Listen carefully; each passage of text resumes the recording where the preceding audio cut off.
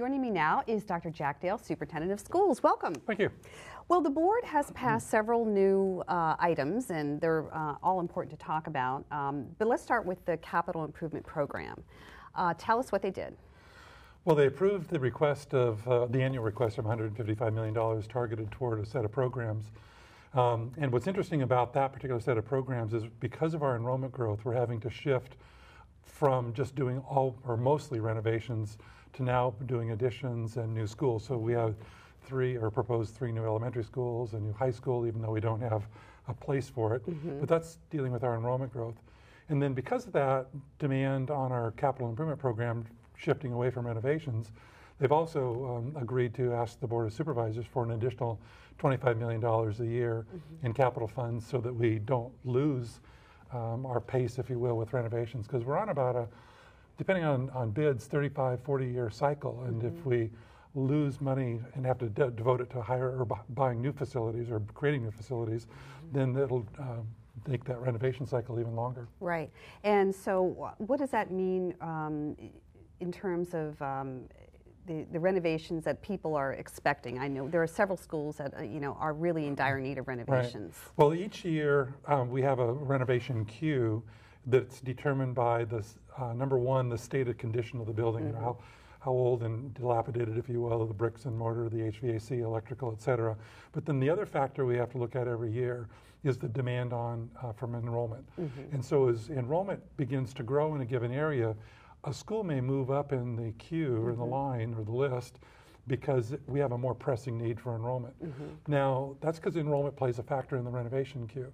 This summer, the board's going to relook at the different criteria and then and wrestle with what are the most important criteria. So we may see a shift in the coming years on that queue based on the school board's values around what's most important to deal with. Right, and we do know that there's a cap on the amount of money. Yeah, it's $155 million a year, which is a great dollar amount, but with the increasing number of facilities we have, that as a percentage of our value is becoming less and less. Right, and we've seen a tremendous growth, 15,000 over the last 5 years. Yeah, just a tremendous growth. So yeah, batten down the hatches. Let's hope that extra money comes through. The other thing the board did was pass some advanced academic program expansions. Right. Tell us about that. Well, it's actually somewhat related to enrollment because as we grow in enrollment, we've also seen a growth in some of our participation in advanced academic programs. At the elementary level, we run centers at selected schools, and likewise at the middle school level. Once you get into high school, then you don't have centers per se. You decide whether you want to take advanced placement, international baccalaureate honors, and so you have a whole variety of ways to satisfy your intellectual curiosity at that level. But at the elementary level, historically, what we've unfortunately done is place these centers kind of like where there was space, instead of really paying attention to feeder patterns where the child's going to go from elementary to middle and middle on to high. And so we've created some mishmash of different enrollment patterns that is very, I'll use the word spaghetti-like and very intertwined right now.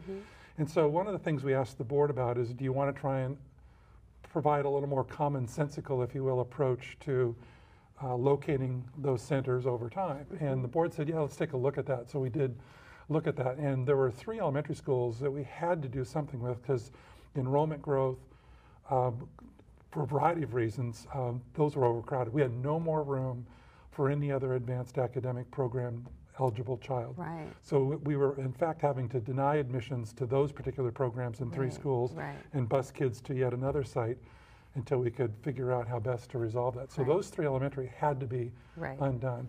At a middle school, we had actually had almost a de facto or middle school center at South County Middle School, so the board said, let's just make that an official one. And then the other thing they did in this whole process is they said, let's stand back and make sure we're doing the sensical thing. How do our practices compare to best practices in providing gifted and talented educational services to a spectrum of kids? So they want us to do that report to them later on this spring, so then we can make sure that how we proceed in the future will be aligned with best practices.